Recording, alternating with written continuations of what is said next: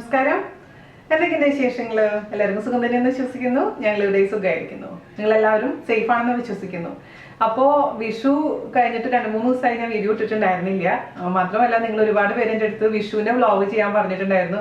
എല്ലാ വർഷവും ഞാൻ മുടക്കമില്ലാണ്ട് ചെയ്യുന്ന ഒരു കാര്യമായിരുന്നു വിഷുവിൻ്റെ വ്ളോഗിലെ. പക്ഷെ ഇത്തവണ എനിക്ക് ചെയ്യാൻ പറ്റിയില്ല.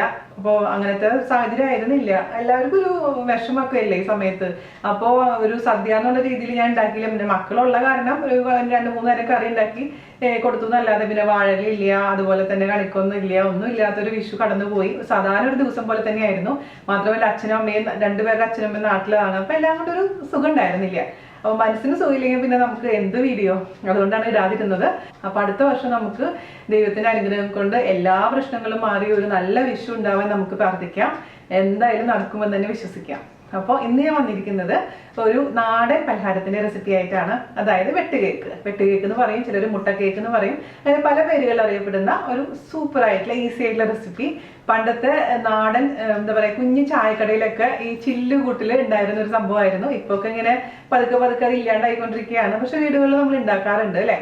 എനിക്കൊക്കെ ശരിക്കും പറയാൻ നൊസ്റ്റാൾജിക് മെമ്മറിയാണ് വെട്ടുകേക്ക് എന്നൊക്കെ പറയുന്നത്. ഇനി ചായക്കടയിൽ നിന്ന് മാത്രമല്ല, എൻ്റെ വല്യമ്മ വീട്ടിൽ വരുമ്പോൾ ഇടയ്ക്ക് ഉണ്ടാക്കി തരാറുള്ളതാണ്. വളരെ ഈസിയാണ് ഉണ്ടാക്കാൻ, പക്ഷെ അത്രയും ടേസ്റ്റിയാണ്. അപ്പൊ എല്ലാവരും തയ്യാറാക്കി നോക്കുക നമ്മുടെ വെട്ടുകേക്ക്. അപ്പോൾ ഇതുപോലെ തന്നെ ഞാൻ പലഹാരങ്ങൾ ഇടയ്ക്ക് ചെയ്യാമെന്ന് വിചാരിക്കുന്നുണ്ട്. ആഴ്ചയിൽ ഒരു പലഹാരം എന്നുള്ള രീതിയിലാണ് ഇപ്പൊ ഞാൻ പ്ലാൻ ചെയ്തിരിക്കുന്നത്. കാരണം ഞാൻ പലഹാരങ്ങൾ വളരെ കുറച്ച് ഇട്ടിട്ടുള്ളൂ സത്യം പറയുകയാണെന്നുണ്ടെങ്കിൽ. അപ്പൊ ഇപ്പൊ ലോക്ക്ഡൌൺ ആയതുകൊണ്ട് കുറേ അമ്മമാരുടെ മെയിൽ വരുന്നുണ്ട്. കാരണം മക്കൾക്കൊക്കെ പുറത്തുനിന്നൊന്നും ഈ ബേക്കറി ഒന്നും ഇല്ലാത്ത കാരണം വാങ്ങിച്ചു കൊടുക്കാൻ പറ്റില്ല. അപ്പൊ അതുകൊണ്ട് വീട്ടിലുണ്ടാക്കാൻ പറ്റുന്ന ഈസി ആയിട്ടുള്ള പലഹാരങ്ങളൊക്കെ ഇടാൻ പറഞ്ഞിട്ട്. അപ്പൊ തീർച്ചയായിട്ടും നമ്മുടെ പഴയ നൊസ്റ്റാൾജിക് റെസിപ്പീസ് ആയിട്ട് ഞാൻ വരുന്നതായിരിക്കും. അപ്പൊ അതിന്റെ ഭാഗമായിട്ട് ഞാൻ കഴിഞ്ഞ ദിവസം ഇട്ടിട്ടുണ്ടായിരുന്നു നമ്മുടെ കൊക്കുവട, ഞങ്ങളുടെ തൃശ്ശൂർക്കാരുടെ കൊക്കുവട, നിങ്ങളുടെ പക്കാവട. ഒരുപാട് പേരുണ്ടാക്കിയെന്ന് പറഞ്ഞാൽ ഒരുപാട് സന്തോഷം. അപ്പൊ നിങ്ങൾ ദയവ് ചെയ്ത് അങ്ങനെ ഇഷ്ടപ്പെട്ടിട്ടുണ്ടെങ്കിൽ റെസിപ്പീസ് ഫ്രണ്ട്സ് ആയിട്ടും റിലേറ്റീവ്സ് ഒക്കെ ആയിട്ട് ഷെയർ ചെയ്യാൻ മറക്കരുത്. യൂട്യൂബിന്റെ ലിങ്ക് ഒന്ന് ഷെയർ ചെയ്താൽ മതി, വാട്സപ്പ് വഴിയും ഫേസ്ബുക്ക് ഒക്കെ വഴിയായിട്ട് കേട്ടോ. അപ്പൊ ഒട്ടും താമസിച്ചിട്ട് നമുക്ക് എങ്ങനെയാണ് ടേസ്റ്റി ആയിട്ടുള്ള ഈസി ആയിട്ടുള്ള വെട്ടുകേക്ക് തയ്യാറാക്കാം എന്ന് നോക്കിയിട്ട് വരാം. ഓക്കെ, അപ്പോൾ നമുക്ക് നമ്മുടെ പ്രിയപ്പെട്ട വെട്ടുകേക്ക് ഉണ്ടാക്കാൻ തുടങ്ങാം. അതിനുവേണ്ടി ഞാനിവിടെ ആദ്യം എടുത്തു വെച്ചിരിക്കുന്നത് 1 ഗ്ലാസ് മൈദ. ഞാനൊരു ചെറിയ അളവിലാണ് കാണിക്കുന്നത് കേട്ടോ. ഞാനിപ്പോൾ മൈദയുടെ ഒക്കെ അളവ് അറിയാൻ വേണ്ടിയിട്ട് ഓൾറെഡി ചെയ്തിട്ടുണ്ടായിരുന്നു. അപ്പോൾ ഒരുപാട് ഉണ്ടാക്കി വെക്കുന്നില്ല. സാധാരണ രീതിയിൽ നമ്മൾ മൈദ വെച്ചിട്ടാണ് ഇത് ഉണ്ടാക്കാറുള്ളത്. പക്ഷേ നിങ്ങൾക്ക് വേണമെന്നുണ്ടെങ്കിൽ ഈ സെയിം റെസിപ്പി ഗോതമ്പ് പൊടി വെച്ചും ചെയ്യാം. പക്ഷേ ഇതാണ് കുറച്ചും കൂടി പെർഫെക്റ്റ് കേട്ടോ. അപ്പോൾ 1 ഗ്ലാസ്, ഞാൻ 240 ml ഗ്ലാസ്സാണ് എടുത്തിരിക്കുന്നത്. ടേബിൾ സ്പൂണിൻ്റെ കണക്ക് പറയുകയാണെന്നുണ്ടെങ്കിൽ 12 ടേബിൾ സ്പൂണാണ് ഞാനിവിടെ ഈ മൈദ എടുത്തിരിക്കുന്നത് കേട്ടോ. നമുക്ക് ഓരോ പ്രാവശ്യം കിട്ടുന്ന മുട്ടയുടെ വലിപ്പം അനുസരിച്ച് ചിലപ്പോൾ മൈദയുടെ അളവിൽ വ്യത്യാസം വരും. അതുകൊണ്ട് നമുക്ക് കറക്റ്റ് പറയാൻ പറ്റില്ല. ഇട്ട് കുഴച്ച് നോക്കുമ്പോഴാണ് നമുക്ക് കറക്റ്റായിട്ട് പറയാൻ പറ്റുള്ളൂ. അതിൽ കൂടെ നമുക്ക് 1 ടേബിൾ സ്പൂൺ വറുത്ത റവ ഇട്ട് കൊടുക്കുക. റവ ഓപ്ഷനിലാണ്, പക്ഷേ റവ ഇട്ട് കഴിഞ്ഞാൽ കുറച്ചും കൂടെ ക്രിസ്പിനെസ് ഉണ്ടാവും. അതിന് വേണ്ടിയിട്ടാണ് നമ്മൾ റവ ചേർത്ത് കൊടുത്തിരിക്കുന്നത്. അപ്പോൾ ഈ മൈദയും റവയും കൂടി നന്നായിട്ട് അങ്ങ് മിക്സ് ചെയ്ത് കൊടുക്കാം. ഇനി നമുക്ക് ഇതിലേക്ക് ചേർത്ത് കൊടുക്കേണ്ടത് ഒന്നില്ലെങ്കിൽ ബേക്കിംഗ് സോഡ, അതല്ലെങ്കിൽ ബേക്കിംഗ് പൗഡർ. ബേക്കിംഗ് പൗഡർ ആണെങ്കിൽ നമുക്കൊരു 1/4 ടീസ്പൂൺ വേണ്ടി വരും. അതേസമയം ബേക്കിംഗ് സോഡ ആണെങ്കിൽ കുറച്ച് മതിയാവും, 1/4 ടീസ്പൂൺ പോലും വേണ്ട, 2 നുള്ള് അത്ര മാത്രം ചേർത്ത് കൊടുത്താൽ മതി. ഞാനിപ്പോൾ ഇവിടെ ബേക്കിംഗ് സോഡ ആയതുകൊണ്ട് 2 നുള്ള് ചേർത്ത് കൊടുത്തിട്ടുണ്ട്. ഏതെങ്കിലും ഒന്ന് മതിയാവും കേട്ടോ. ഈസ്റ്റ് ഇടാൻ പറ്റില്ല ഇതിൽ. ബേക്കിംഗ് സോഡയോ അല്ലെങ്കിൽ ബേക്കിംഗ് പൗഡറോ വേണം. അപ്പോൾ അതും കൂടെ നന്നായിട്ട് അങ്ങ് മിക്സ് ചെയ്യാം. നിങ്ങളുടെ അടുത്ത് അരിപ്പ ഉണ്ടെന്നുണ്ടെങ്കിൽ ഒന്ന് അരിക്കുകയാണെങ്കിൽ കുറച്ചും കൂടി നന്നായിരിക്കും. പക്ഷേ അല്ലെങ്കിലും നമുക്ക് കൈ വെച്ചിട്ടോ ടീസ്പൂൺ വെച്ചിട്ടോ മിക്സ് ചെയ്ത് കൊടുത്താലും മതിയാകും. ഇനി നമുക്ക് വേണ്ടത് പൊടിച്ച പഞ്ചസാര. പഞ്ചസാരയുടെ കൂട്ടത്തിൽ കൂടെ 2 ഏലക്കയുടെ ഉള്ളിലത്തെ കുരു മാത്രം ഇട്ടിട്ടാണ് പൊടിച്ചിരിക്കുന്നത് കേട്ടോ. അപ്പോൾ ഏലക്കയുടെ വാസന ഇഷ്ടമല്ലെന്നുണ്ടെങ്കിൽ നിങ്ങൾക്കത് ഒഴിവാക്കാം. അപ്പോൾ 1/2 ഗ്ലാസ് എന്നുള്ളത് ഇത്ര ഞാൻ മുഴുവൻ ഇടുന്നില്ല അതിൽ, കാരണം എനിക്ക് 1/2 ഗ്ലാസ് കൂടുതലായിരിക്കും. അപ്പോൾ ഓരോരുത്തരുടെ ഇഷ്ടത്തിനനുസരിച്ചും ഈ പഞ്ചസാരയുടെ അളവ് മാറ്റം വരുത്തണം. അപ്പോൾ ഞാൻ 1 ടേബിൾ സ്പൂൺ മാറ്റി വെച്ചിട്ട് ബാക്കി ഇടാൻ പോവുകയാണ്. പിന്നെ നമുക്ക് വേണ്ടത് മുട്ട. ഇതിപ്പോൾ റൂം ടെമ്പറേച്ചറിലുള്ള മുട്ടയാണ്, ഫ്രിഡ്ജിൽ നിന്നൊക്കെ എടുത്ത് പുറത്ത് വെച്ചിട്ടുണ്ടായിരുന്നു. അപ്പോൾ തണുപ്പില്ലാത്ത മുട്ട നന്നായിട്ട് നമുക്ക് ബീറ്റ് ചെയ്ത് വെക്കാം. അതിലോട്ട് നമുക്ക് ഇവിടെ പൊടിച്ചു വെച്ചിരിക്കുന്ന പഞ്ചസാര, ഞാൻ പറഞ്ഞില്ലേ മുഴുവൻ ഇടുന്നില്ല, 1 ടേബിൾ സ്പൂൺ കുറവ് ഇട്ട് കൊടുക്കാം. അങ്ങനെ 1 ടേബിൾ സ്പൂൺ മാറ്റി വെച്ചിട്ടുണ്ട്. അങ്ങനെ ഒരുപാട് മധുരമാക്കി കഴിഞ്ഞാൽ ചിലപ്പോൾ നമുക്ക് കഴിക്കാൻ പറ്റിയെന്ന് വരില്ല. അത് നന്നായിട്ട് മിക്സിയിലാണെങ്കിൽ മിക്സിയിൽ അടിച്ചു കൊടുത്താൽ മതി കേട്ടോ, പെട്ടെന്ന് പണി കഴിയും. പക്ഷേ ഞാനിപ്പോൾ ഇവിടെ എന്തായാലും ഈ ഫോർക്ക് വെച്ചിട്ട് നന്നായിട്ട് ഈ മുട്ടയും പഞ്ചസാരയും കൂടെ മിക്സ് ചെയ്ത് കൊടുക്കാൻ പോവുകയാണ്. അതേസമയം ഇപ്പം നിങ്ങൾക്ക് മുട്ട താല്പര്യം ഇല്ല എന്നുണ്ടെങ്കിൽ മുട്ടയ്ക്ക് പകരമായിട്ട് ഈ ലിക്വിഡിൻ്റെ സ്ഥാനത്ത് പാൽ ഒഴിച്ചു കൊടുക്കാം നമുക്ക്. തിളപ്പിച്ചാറിയ പാൽ ഒഴിച്ചു കൊടുത്താൽ മതിയാകും. ഞാനിപ്പോൾ ഇവിടെ മുട്ടയാണ് ചേർത്ത് കൊടുക്കുന്നതെന്ന് മാത്രം. ഇപ്പോൾ ശരിക്കും പറഞ്ഞാൽ ഇതിൽ ഏലക്കായ തന്നെയാണ് ചേർക്കേണ്ടത്. പക്ഷേ എൻ്റെ വീട്ടിലിപ്പോൾ ജാനിനൊന്നും ഏലക്കായ വലിയ താല്പര്യമില്ല. അപ്പോൾ അങ്ങനെയുള്ളവരൊക്കെ ഏലക്കായ ഒഴിവാക്കിയിട്ട് വാനില എസൻസിൻ്റെ അളവ് കൂട്ടി കൊടുത്താൽ മതി. അപ്പോൾ ഞാനിവിടെ വാനില എസൻസിന് പകരമായിട്ട് ഇപ്പോൾ മുട്ടയുടെ വാസനയൊക്കെ മാറാൻ വേണ്ടിയിട്ട് നമുക്ക് ഇതിൽ കൂടെ കുറച്ച് വാനില എസൻസ് ഒഴിച്ചു കൊടുക്കാം. അതല്ലാന്നുണ്ടെങ്കിൽ പൈനാപ്പിൾ എസൻസോ നിങ്ങൾക്ക് ഇഷ്ടമുള്ള എസൻസ് ഒഴിച്ചു കൊടുക്കാം.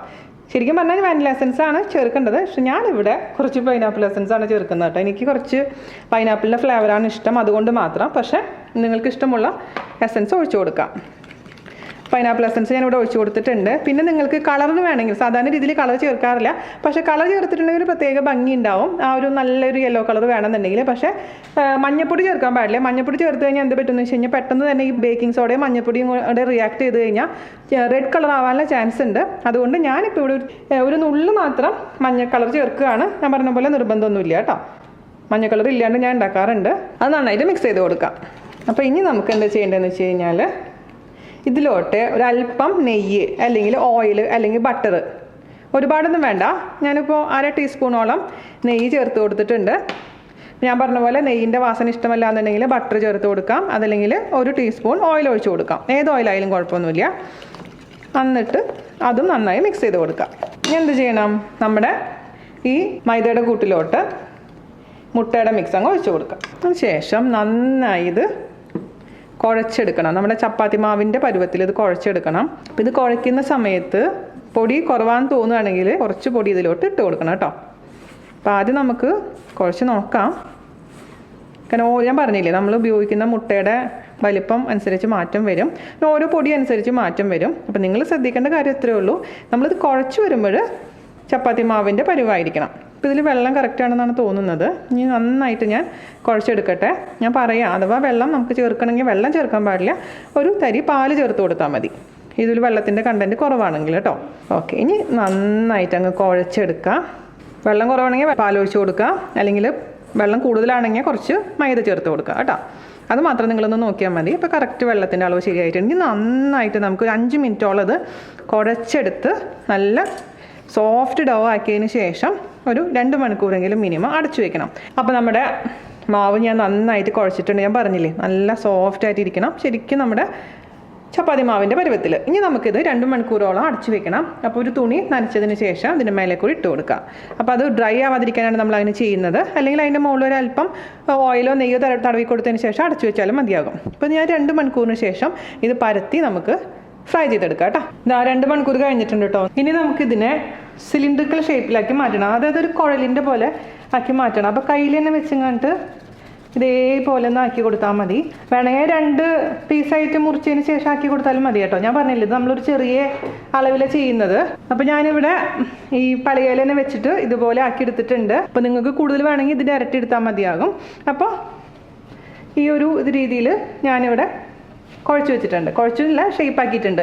ഈ കയ്യിൽ വെച്ചിട്ട് ഇങ്ങനെ ആക്കി കഴിഞ്ഞാൽ ഇതേപോലെ ഷേപ്പ് ആയിക്കോളും കേട്ടോ. അല്ലെങ്കിൽ മേശയിൽ വെച്ചിട്ട് ഒന്നും ഇങ്ങനെ ഉരുട്ടി കൊടുത്താലും മതിയാകും. എങ്ങനെയാണ് നിങ്ങൾക്ക് താല്പര്യം അതനുസരിച്ച് ചെയ്തോളൂ. അപ്പോൾ ഏകദേശം ഒരേ വണ്ണം മെയിൻറ്റെയിൻ ചെയ്യാം. ഓക്കെ, കുഴപ്പമില്ല. ഇനി നമുക്കിതിനെ ഈക്വൽ പാർട്ടായിട്ട് അങ്ങ് കട്ട് ചെയ്യാം. പിന്നെ ആദ്യം നിങ്ങൾ ഉണ്ടാക്കി നോക്കുമ്പോൾ എപ്പോഴും ചെറിയൊരു അളവിൽ ഉണ്ടാക്കി നോക്കുക. ഇഷ്ടപ്പെട്ടിട്ടുണ്ടെങ്കിൽ പിന്നെ കൂടുതൽ ഉണ്ടാക്കാമല്ലോ. ഓക്കെ, അപ്പോൾ ഇതേപോലെ അങ്ങ് മുറിച്ചെടുത്തിട്ടുണ്ട്. ഇനി നമുക്ക് ഇതിൻ്റെ ഷേപ്പ് കൊടുക്കുന്നത് എങ്ങനെയാണെന്ന് വെച്ച് കഴിഞ്ഞാൽ ഞാൻ പറഞ്ഞില്ലേ, പലരും പല രീതിയിലാണ് ചെയ്യാറുള്ളത്. അപ്പോൾ നമുക്ക് ഇഷ്ടമുള്ള ഷേപ്പ് വേണമെങ്കിൽ കൊടുക്കാം. അപ്പോൾ ക്രോസ് ആയിട്ട് വെട്ടിട്ട് കൊടുക്കാം. നമ്മൾ അതുകൊണ്ടാണ് വെട്ട് കേക്ക് എന്ന് പറയുന്നത്, വെട്ടിട്ട് കൊടുക്കുന്ന കാരണം. അപ്പോൾ ക്രോസ് ആയിട്ട് ഇതേപോലെ അങ്ങോട്ടും ഇങ്ങോട്ടും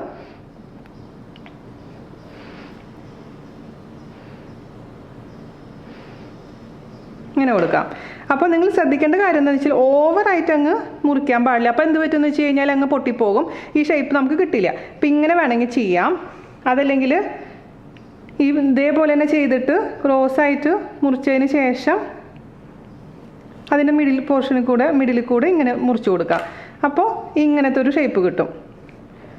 ഫ്രൈ ചെയ്ത് വരുമ്പോൾ നല്ല ഭംഗിയിൽ അങ്ങ് വന്നോളും. അപ്പോൾ നിങ്ങൾക്ക് ഏത് ഷേപ്പാണോ ഇഷ്ടം അതുപോലെ ചെയ്തോളൂ. ഇപ്പോൾ സാധാരണ രീതിയിൽ ചെയ്യുമ്പോൾ ഇങ്ങനെ ചെയ്യാം. ഇങ്ങനെ വെറുതെ ഇങ്ങനെ വെട്ടിട്ട് കൊടുക്കാം. അല്ലെങ്കിൽ ജസ്റ്റ് ഇങ്ങനെ ക്രോസ് ചെയ്തിട്ട് ഇങ്ങനെ 4 ഇതായിട്ട് കൊടുക്കാം. കേട്ടോ. അപ്പോൾ നിങ്ങൾക്ക് എന്താണോ ഇഷ്ടം അതുപോലെ ചെയ്തോളൂ. അപ്പോൾ ക്ലോസപ്പ് ഇതാണ് കേട്ടോ, ഇങ്ങനെയാണ് ഞാൻ വെട്ടിയിരിക്കുന്നത്. അപ്പം ഞാൻ പറഞ്ഞ പോലെ നിങ്ങൾക്ക് ഇഷ്ടമുള്ള ഏത് ഷേപ്പിൽ വേണമെങ്കിലും ഏത് ഡിസൈൻ വേണമെങ്കിലും കൊടുക്കാം.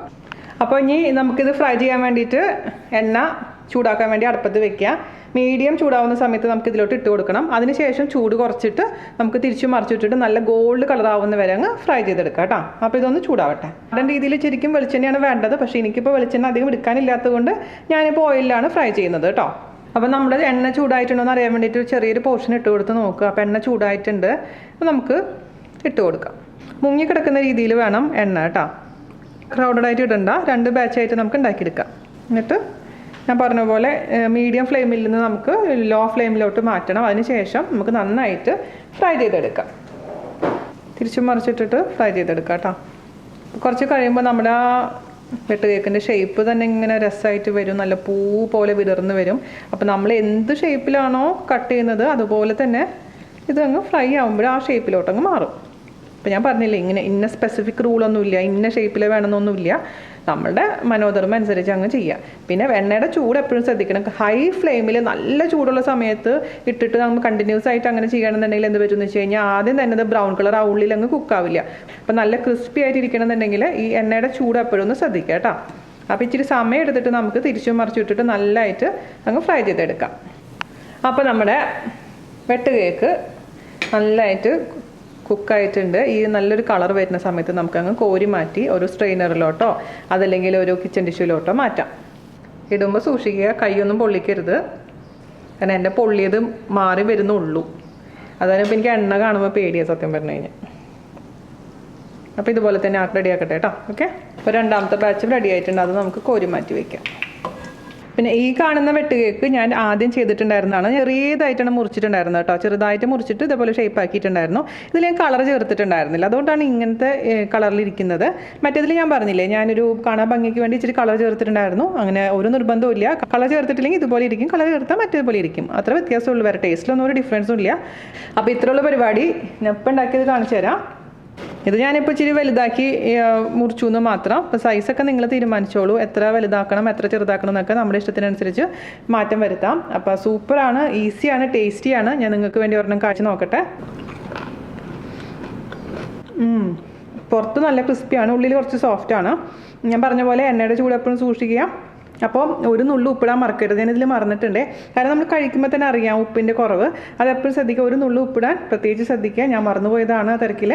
എല്ലാവരും ഉണ്ടാക്കി നോക്കുക, അതിനുശേഷം അഭിപ്രായം പറയാൻ മറക്കരുത്. അപ്പോൾ അടുത്ത അടിപൊളിയായിട്ടുള്ള റെസിപ്പി ആയിട്ട് വരുന്നവരെ നന്ദി, നമസ്കാരം, താങ്ക്